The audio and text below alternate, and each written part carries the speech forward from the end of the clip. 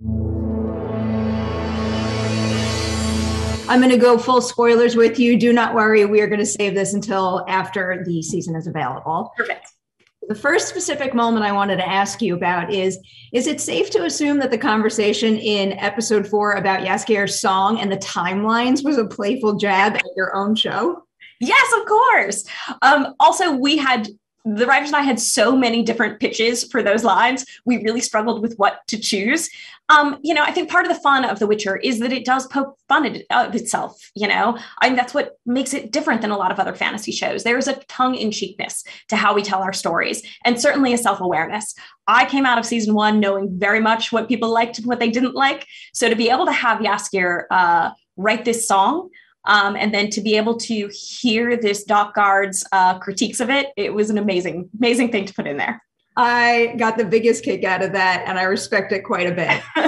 So I also wanted to ask you what it was like coming up with that scene where Geralt essentially turns Triss down, because I'm not someone who's read the books or played the games yet, at least, but the conversation that I've heard about from fans most is the whole Yen versus Triss thing. So when that moment came up, it made me wonder, what was it like for you figuring out how to best approach a moment like that in tone, but also the specific way that Triss conveys interest? Because I could feel the romantic tension there, but perhaps it could also be interpreted as somewhat platonic. Yes, so I think the romantic intention is definitely there. The thing that was important to me, which we took directly from the books, is that Triss asks Geralt to spend the night with her. And in the books, he actually says, yes, once she says, it just basically lay with me, nothing is going to happen. And Henry felt very, very strongly that when we were playing this scene, he still believed that his one true love, Yennefer of Vengerberg, was dead. He was still mourning her. And so he didn't actually want to go that extra step and have them have any intimacy whatsoever, which I respected. I do think that feels true to our Geralt character. What I wanted to make sure of, though, is that now that I have this potential for intimacy again, I have this potential to have these feelings. And to me, it is like the biggest sort of power moment for Triss. And we get to keep playing that in future seasons as well, which is she is sort of owning herself again. And I think it was an incredible thing for her character as well. It's a very beautiful moment. I liked it quite a bit. So again, I haven't read the book, so I hope my research does not fail me on this, but Yen losing her powers, that's your creation, right? Yes, that is our creation. So in the books, in Blood of Elves specifically, we leave Yen having been injured in the Battle of Sodden. And you don't really hear that much about her. And then suddenly Geralt writes her letters saying, I need your help to train Ciri, and she shows up again. And I knew that our audiences would not be content with that, because it would really feel like she was just waiting on the sidelines to be called back into action. And so we did want to craft a story of her own.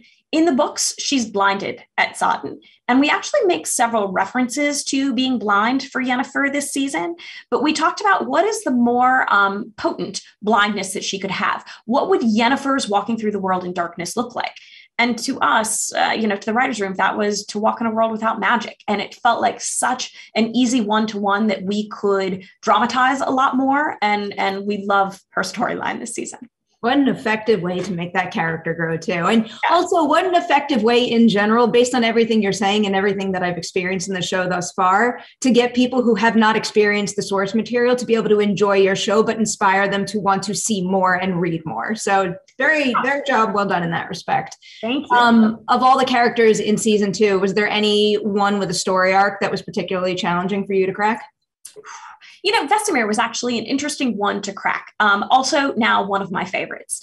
In the books, Vesemir is really curmudgeonly, incredibly so.